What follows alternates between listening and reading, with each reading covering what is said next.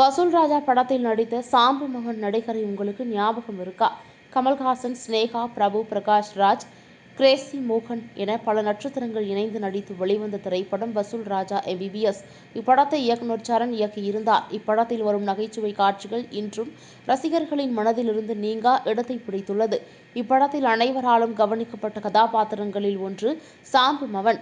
இந்த நடிகர் சுவாமிநாதன் என்கிற கதாபாத்திரத்தில் நடித்திருந்தாலும் கூட கமல் இவரை சாம்பு மவனே என அழைத்துதான் மக்களிடையே பதிவானது. படம் முழுவதும் what is the procedure to change the room என பேசி ரசிகர்களின் மனதில் இடம் பிடித்து விட்டார்.